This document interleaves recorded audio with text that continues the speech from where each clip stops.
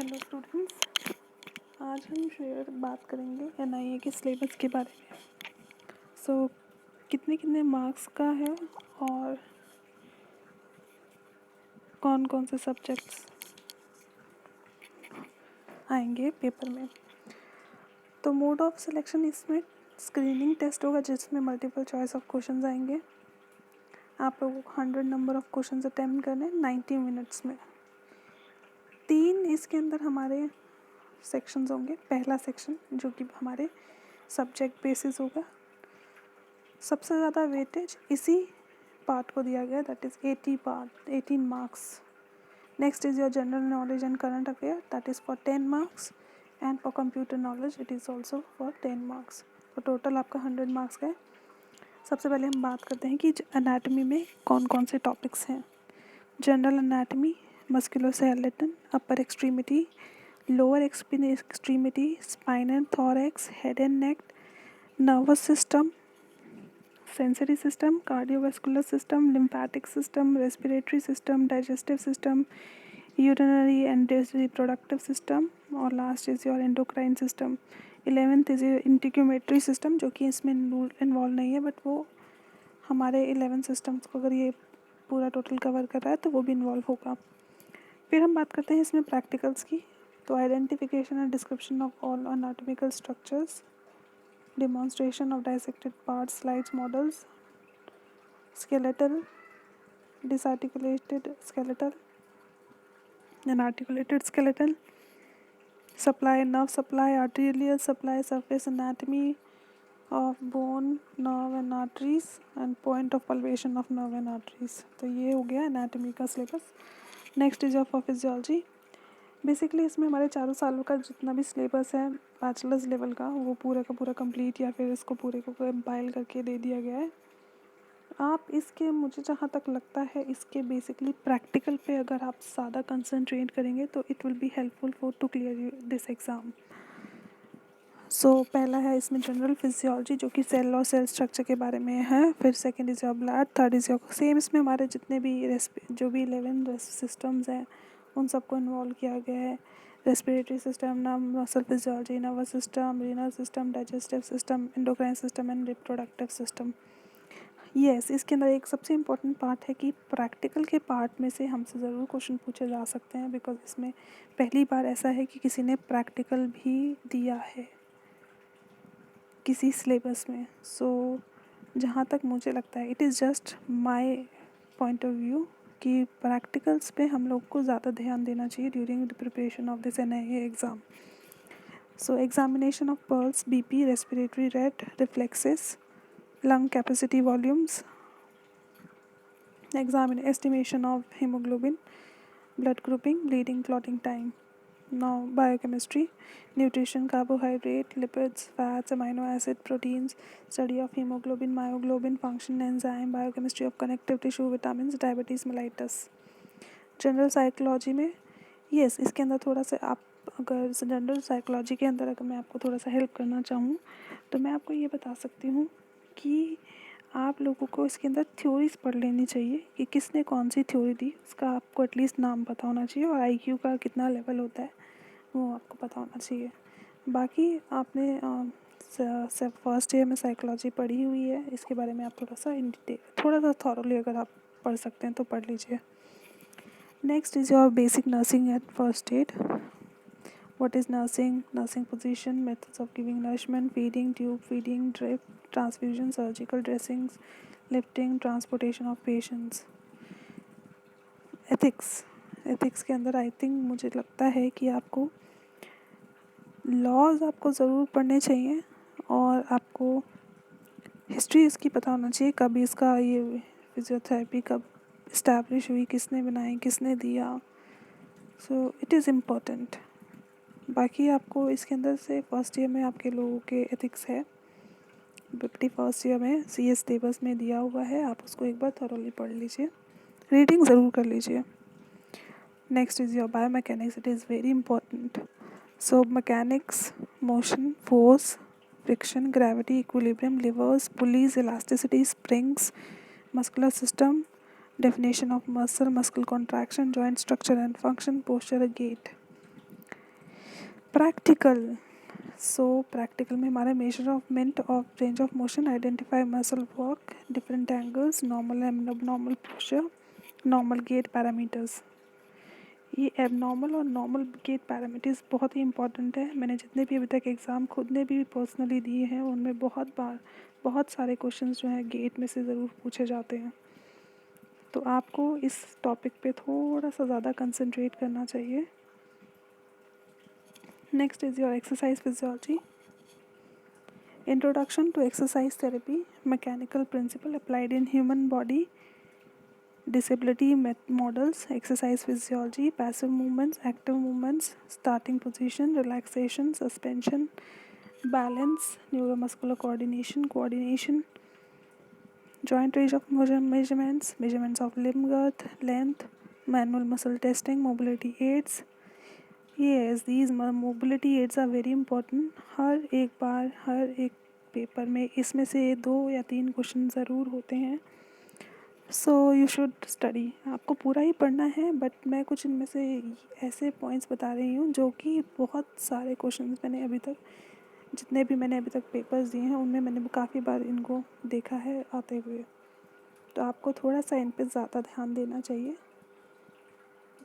पढ़ना तो आपको पूरा ही सिलेबस है, लेकिन ज़्यादा जिन पे मैं बता रही हूँ कुछ टॉपिक्स उनमें से क्वेश्चन मैंने बहुत बार देखे, इसलिए I am just it is my suggestion कि आपको थोड़ा सा उनको ज़्यादा कंसंट्रेशन दे के पढ़ना चाहिए।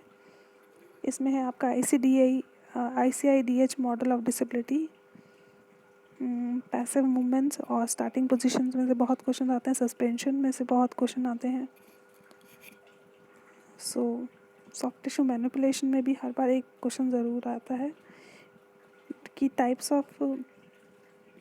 आपको टाइप्स ऑफ मसाज टेक्निक्स पूछ लेते हैं कि इस पोजीशन में या फिर इस टाइप की कोई मूवमेंट्स हो रही हैं तो उसका नाम क्या होगा। इस तरह से क्वेश्चन पूछे जाते हैं आपसे। कोऑर्डिनेशन एक्सरसाइज और बैलेंसिंग एक्सरसाइज। अब हम बात करते हैं इलेक्ट्रोथेरेपी की बेसिक कंपोनेंट ऑफ इलेक्ट्रिक। इनमें से एक क्वेश्चन ज़रूर बनता है। करंट इलेक्ट्रिसिटी, इसमें से भी एक क्वेश्चन ज़रूर बनता है। Magnetism, magnetic properties, electromagnetic induction, where there is very important electromagnetic induction, और इलेक्ट्रोमैग्नेटिक स्पेक्ट्रम में से हमेशा कोई ना कोई एक क्वेश्चन ज़रूर आता है। इलेक्ट्रिकल ट्रांसफार्मर में से भी हमारे स्टेप अप और स्टेप डाउन ट्रांसफार्मर आप ज़रूर पढ़िए। Capacitor, diode, valve, type of electric current, surge, beats, burst, continuous surge, ये भी इम्पॉर्टेंट है। टाइप्स ऑफ इलेक्ट्रिक करंट भी। Safety issues in while using electrical equipment, ये बिल्कुल जनरल है, तो आपको बस पढ़ना है, इसको रीड करना है। Polarisation, depolarisation and propagation, pain types, pathway theories, pain gate theory Melzack and Wall ने दी थी, ये आपको ज़रूर पता होना चाहिए क्योंकि क्वेश्चन बहुत बार पूछा गया है ये। Low frequency current, TENS, yes, TENS के टाइप्स आप ज़रूर पढ़ें। हमारे conventional TENS, burst TENS and therapeutic TENS, ये आपको पता होना चाहिए और आपको इस पे थोड़ा सा ज़्यादा ध्यान देना चाहिए। IFT टेंस, ये जो भी हमारे मोडालिटीज़ हैं। फिर है हमारा IFT, इसमें से IFT में से आपका जो है बीट फ्रीक्वेंसी पूछ लेते हैं। What is beat frequency, what is contraindicated, what is indication, ठीक है, इनमें से आपसे ज़रूर पूछा जाता है। प्रैक्टिकल की बात करें तो इलेक्ट्रोथेरेप्यूटिक जितने भी, ये जस्ट एक पार्ट है, इसके आगे भी गिवन है, तो इलेक्ट्रो को आपको बहुत ही अच्छे से इन डिटेल पढ़ना चाहिए।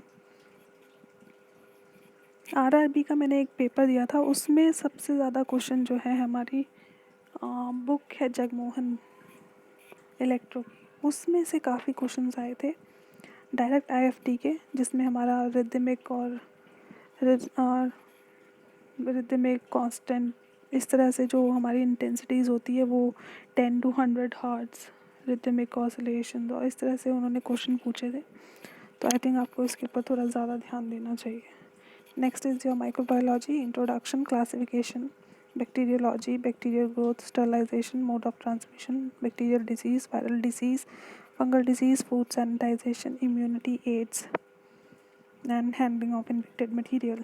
अब आपका अभी आप लोगों का ये कोरोना वायरस चल रहा है, तो मुझे लगता है कि इनमें से एक क्वेश्चन ज़रूर आ सकता है, तो आपको इसके बारे में पूरा पढ़ना चाहिए, इसके वायरस के बारे में। Next is your pathology, cell injury, inflammation, repair, circulatory growth disturbance, hematology, respiratory system, cardiovascular system, hepatobiliary, musculoskeletal, endocrine pathology, neuropathy, dermatopathy, and congenital myopathy and myasthenia gravis. So study of peripheral blood smear, identification same है ये हमारा physiology वाले के जैसा। Pharmacology में general pharmacology और autonomic nervous system, cardiovascular pharmacology, neuropharmacology, disorders of movement, inflammatory disease, इन सब में जितनी भी ड्रग्स यूज़ होती हैं आपको उसको थॉरली पढ़ना है। एक्सरसाइज पार्ट 2, जॉइंट मोबिलाइजेशंस, जिसमें आपको PNF, aerobic exercise, goal and indication, balance control, components of balance, balance impairment, balance training, normal posture, postural alignment, breathing exercise, जिसमें आपका इसमें बड़ा एक इम्पॉर्टेंट पार्ट है ये ब्रीदिंग एक्सरसाइज और जो पोस्चरल ड्रेनेज है।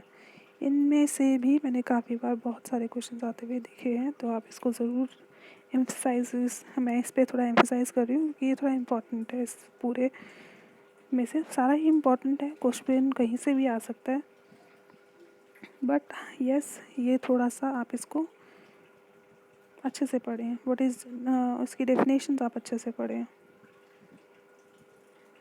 नाउ वॉकिंग एड्स, ये स्क्रचेस बहुत इंपॉर्टेंट है, वॉकिंग एड्स बहुत ही इंपॉर्टेंट है। Yoga techniques and classification, PNF pattern, joint mobilisation of and stretching, resisted exercise, PNF pattern, various type of breathing exercise, gait training exercise. SWD electrotherapy में अब हमारी heating high frequency modalities आ गई हैं, यानी कि हीट प्रोडक्शन जो करते हैं, हीट प्रोड्यूस जो करती हैं हाई फ्रिक्वेंसी वाले करंट्स। SWD, MWD, हमारे ultrasound, IRR, UVR, laser, wax therapy, moist heat therapy, fluidotherapy, cryotherapy, EMG and nerve conduction. Electro तो ये आप मान लीजिए आपको हर एक चैप्टर को बहुत अच्छे से पढ़ना होगा। Application of ultrasound, demonstration treatment techniques using SWD, IR, microwave diathermy, calculation of dosage, technique of treatment and application of hydrocollateral packs, cryotherapy, contrast pad, wax therapy, orthopedics. So it is one of my favorite subject. अब आपको इसमें से क्या क्या पढ़ना है, क्या क्या नहीं पढ़ना है, ये मैं आपको थोड़ा सा बता देती हूँ। और ये जो मैं आपको बातें बता रही हूँ, it is on my previous experiences, जो मैंने अभी तक पेपर्स दिए हैं उनसे मैंने ये चीज़ें उनमें ये बार बार आते हुए देखी हैं, तो मैंने आपको उसी के बेसिस पे मैं आपको एक्सप्लेन कर रही हूँ।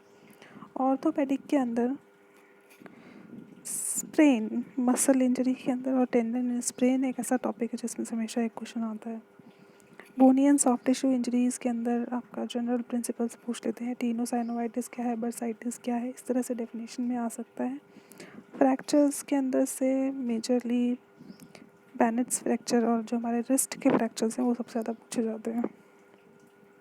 Now inflammation of bones and joints, osteomyelitis, osteomyelitis is important, rheumatoid arthritis और OA तो बहुत ही फेवरेट टॉपिक है।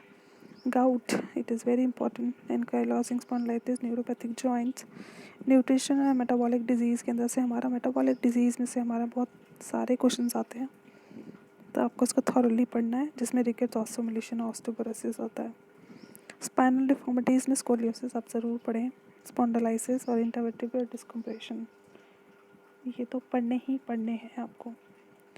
Next is your infection of musculoskeletal system, जिसमें हमारा ट्यूबरकुलर इन्फेक्शन, लेप्रोसी और पॉट्स पैराप्लेजिया के स्पॉट्स पैराप्लेजिया के अंदर एक्सरे की फाइंडिंग्स जो दिखती है एनकाइलोसिंग स्पॉन्डिलाइटिस के अंदर, और ये जो TB ऑफ स्पाइन है ये आपका बहुत ही इम्पॉर्टेंट है और इसमें से कोई ना कोई क्वेश्चन ज़रूर आता है। Congenital malformation, CTV, CTH, multiplex congenita, torticollis, acromelia, ये बहुत ही इंपॉर्टेंट है। स्पाइना बाइफिडा का एक क्वेश्चन ज़रूर आ सकता है।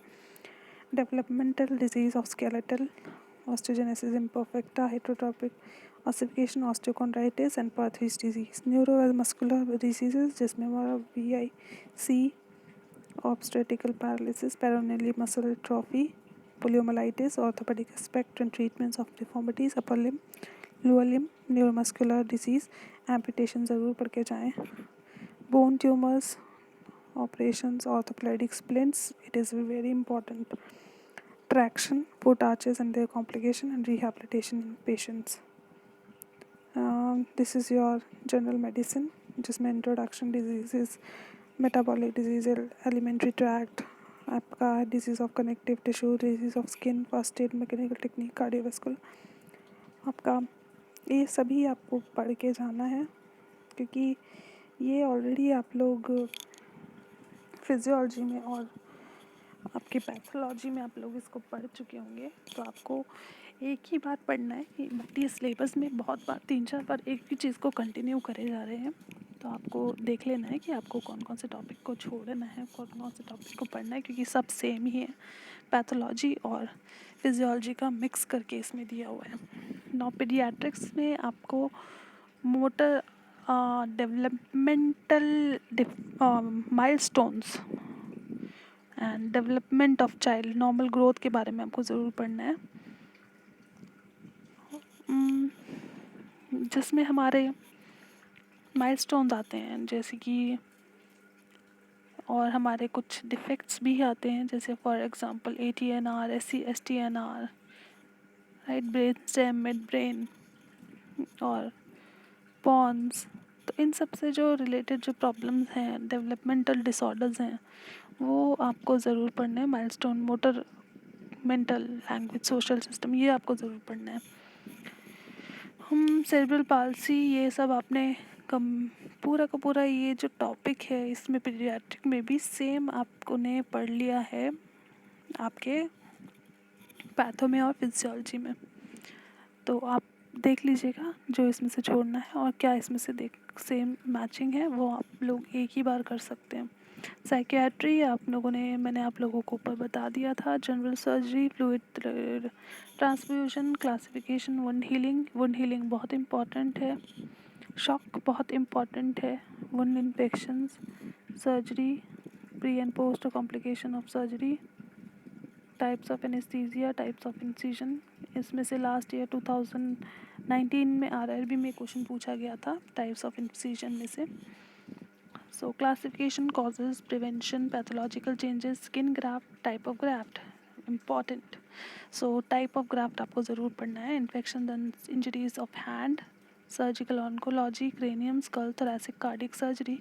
कार्डिक सर्जरी के अंदर आपको ASD, VSD, PDA, ischaemic heart disease. मैं आपको ये बहुत एक इम्पॉर्टेंट पॉइंट बताने जा रही हूँ कि हमारा जो RPSC का जो पेपर है, मुझे जहाँ तक लगता है कि हमारी कार्डियोलॉजी उसमें बहुत ज़्यादा आने वाली है। तो आप लोगों को थोड़ा सा ज़्यादा एम्फसाइज करना चाहिए कार्डियो पे।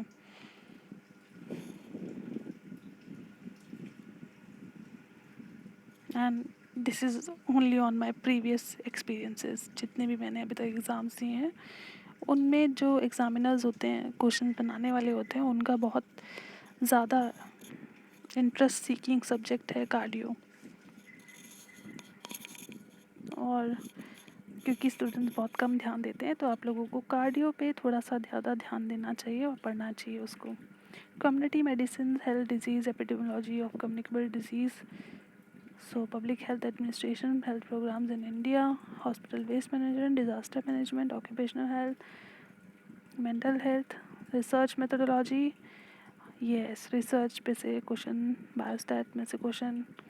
ये आपके जो हैं ऑब्जेक्टिव टाइप के ही सब्जेक्टिव टाइप के क्वेश्चन हैं, लेकिन आपके डेफिनेशन टाइप के क्वेश्चंस बनेंगे इसमें से, कोई कैलकुलेटिव नहीं बनेगा। तो आपको इनकी डेफिनेशंस पता होना चाहिए। What is mean, what is mode, what is median and what is central tendency. Measures of depression, आपको टी टेस्ट पता होना चाहिए, टेस्टिंग ऑफ हाइपोथेसिस पता होना चाहिए। इनकी सबकी डेफिनेशन एक बार आप ज़रूर पढ़ के जाएँ। आपको कैलकुलेशन करने के लिए नहीं आएगा, बट यस आपको इनकी डेफिनेशन पता होना चाहिए। फिजियोथेरेपी इन ऑर्थोपेडिक कंडीशन, जितने भी हमने ऊपर पढ़े इन सब की अब PT मैनेजमेंट है। तो आप एक बार उसको देख लीजिए। फिर न्यूरोलॉजिकल कंडीशंस के अंदर भी सेम आपकी पीटी मैनेजमेंट है।